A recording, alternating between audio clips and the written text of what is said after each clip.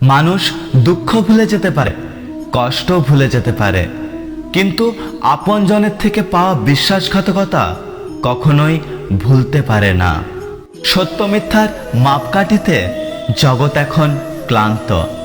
মিথ্যা দিয়েই জগৎ চলছে, তাই সত্য এখন শান্ত। সেই মায়ের সাথে কখনো উচ্চস্বরে কথা বলো না, যে মা তোমাকে কথা বলতে শিখিয়েছে। মানুষ কি অদ্ভুত, তাই না?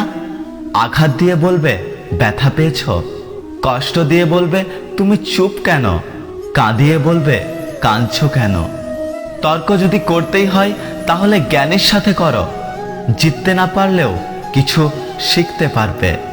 মূর্খের সাথে তর্ক করার অর্থই হলো নিজেকে মূর্খ হিসেবে গড়ে তোলা।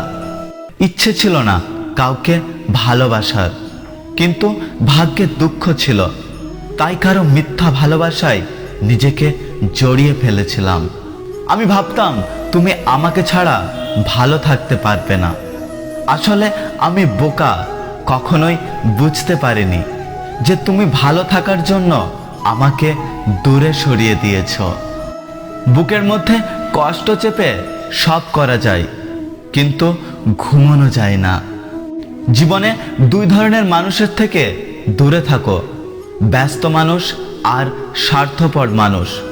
কারণ ব্যস্ত মানুষ নিজের ইচ্ছে মতো কথা বলবে, আর স্বার্থপর মানুষ নিজের দরকারে তোমার সাথে কথা বলবে। ক্ষমা তাকেই করো যে ভুল করেছে, কিন্তু ক্ষমা তাকে করো না যে বেইমানি করেছে। বরযাত্রী যাওয়ার সময় মানুষ তোমার আগে আগে যায়, কিন্তু কেউ মারা গেলে মৃতদেহের পিছনে পিছনে যায়।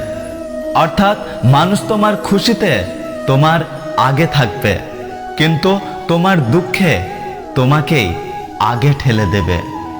জীবন হলো বাইসাইকেল চালানোর মতো একটা ব্যাপার। পড়ে যেতে না চাইলে তোমাকে সামনে এগিয়ে যেতে হবে।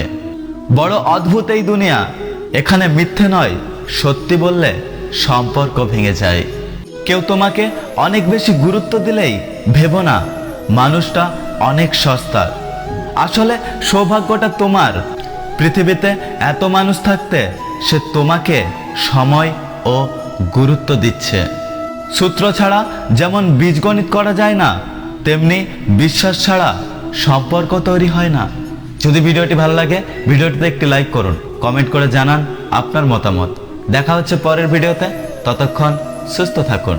Take care.